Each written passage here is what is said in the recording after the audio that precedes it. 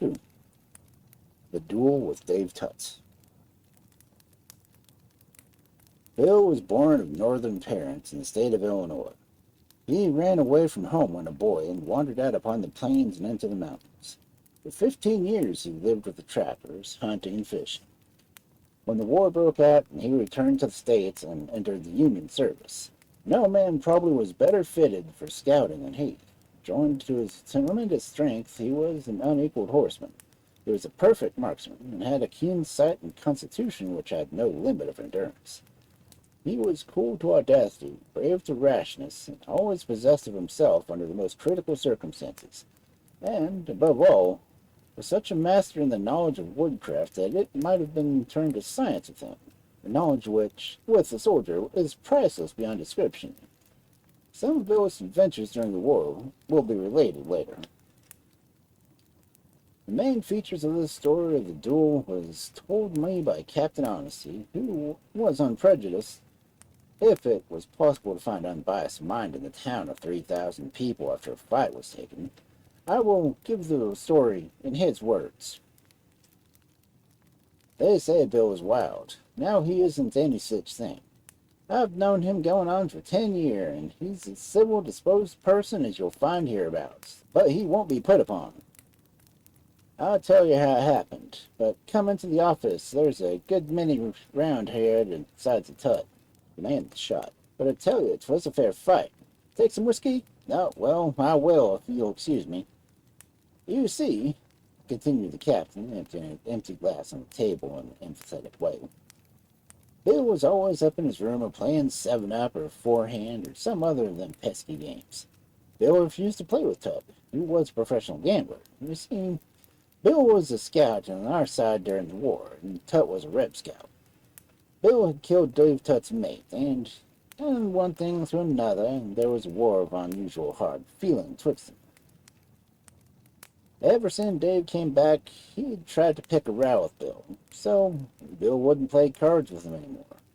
But Dave stood over a man who was gambling with Bill and lent the feller money.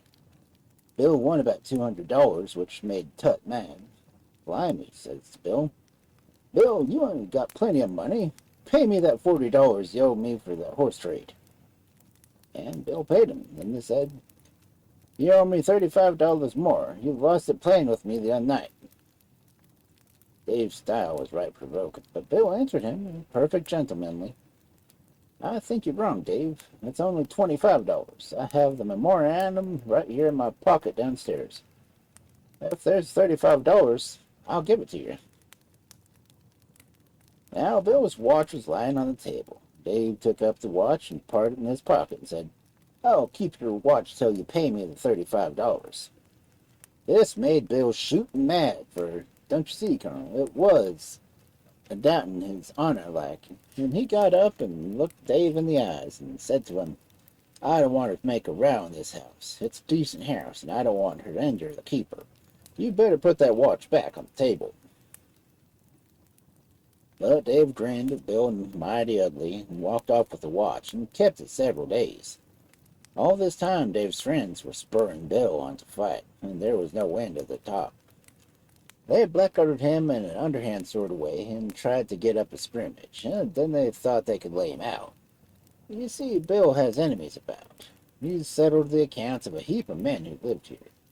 This is about the only place in Missouri where a Reb can come back and live, and to tell the truth, Colonel, said the captain, with involuntary movements, hitching up his revolver belt, and as he said, with expressive significance, they don't stay long right here. Well, as I was saying, the Rebs don't like to see a man walking around town who they knew was a Reb army as one of them men, who they now was on their own side. All the time he was setting an interruption from sending us information, sometimes from Pap's Prince's own headquarters. But they could provoke Bill into a row, for he's afraid of himself when he gets awful mad, and he always left his shooting irons in his room when he went out. One day these cusses drew their pistols on him and dared him to fight. Then they told him that Tut was going to pack that watch across the square to him next to him. I heard this, for everybody was talking about it on the street, and so I went after Bill and found him in his room, cleaning, greasing, and loading his revolvers. "Now, Bill," says I, "you're going to get into a fight." "Don't you bother yourself, Captain," he says. "It's not the first time I've been in a fight, and these damn hounds put me on long enough. Don't you want me to give up my honor, do you?" "Nah, Bill," says I. "You keep your honor." Next day about noon, Bill went down to the square. He said that Dave Tutt shouldn't pack that watch across the square unless a dead man could walk. When Bill got to under the square, he found the crowd standing in the corner of the street by which he entered the square, which is from the south, you know. In this crowd, he saw a lot of Tutt's friends. Some were crossing the fence and just back from the rebel war. And they jeered him and boasted that Dave was going to pack the watch across the square as he promised. Then Bill saw Tutt standing near the courthouse, which you remember is on the west side, so that the crowd were behind Bill. Just then, Tutt, who were alone, started from the courthouse and started walking out into the square. And Bill moved away from the crowd towards the west side of the square. About 15 paces brought them the opposite of each other and about 50 yards apart. Tutt then showed his pistol, and Bill kept a sharp eye on him, and before Tutt could pint it, Bill had his out. At the moment, he could have heard a pin drop on the square. Both Tutt and Bill fired, but one discharge followed the other so quick that it's hard to say who shot first. Tutt was a famous shot, but he missed all the time, and the ball from his pistol went over Bill's head. The instant Bill fired, without waiting to see if it hit Tutt, he wheeled on his heels and pointed his pistol at Tutt's friends, who had already drawn their weapons. "Aren't you satisfied, gentlemen?" cried Bill, as cool as an alligator. "Put up your shooting irons, or there'll be more dead men here." And they put him up and said it was a fair fight. "What became of Tutt?" asked the captain, who had stopped at the point of the story and was very deliberately engaged in refilling his empty glass. "Oh, Dave, he was a plucky feller that ever drew trigger. But Lord bless you, it was no use. Bill never shoots twice at the same man, and the ball went through Dave's heart. Dave stood stock still for a second or two, and then raised his arm as if to fire again. Then he swayed a little and staggered 3 or 4 steps, and then fell dead. Bill and his friends wanted to have their thing done regular, so we went up to the justice, and Bill delivered himself up. The jury was drawn, Bill was tried, and cleared the next day. It was proved that if it was a case of self-defense, don't you see, Colonel? I answered that I was afraid that I did not see the point very clearly. "Well, well," he replied, with an air of compassion, "you haven't drunk any whiskey. What's the matter with you?" And then, putting his hand on my shoulder with a half-mysterious, half-conscious look in his face, muttered, in a whisper, "Fact is, there was an undercurrent of a woman in that fight."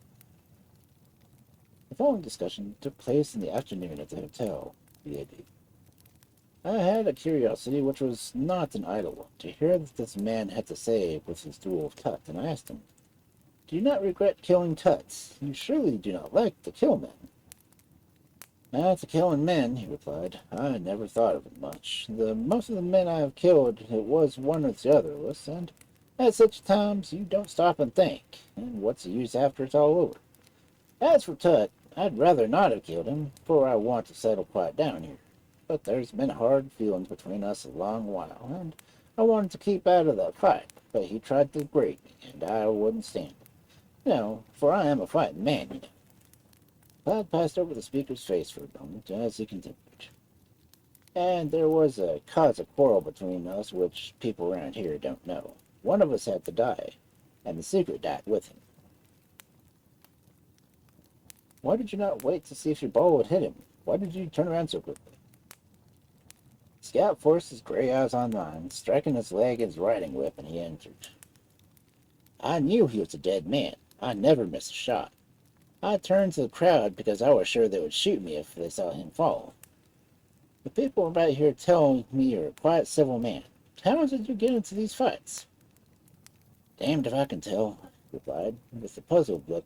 Once he gave a proud, defiant expression as he continued, "But you know, a man must defend his honor." "Yes," I admitted, with some hesitations, remembering that I was not in Boston but on the border, and that the code of honor and mode of redress was slightly different in one place from the other.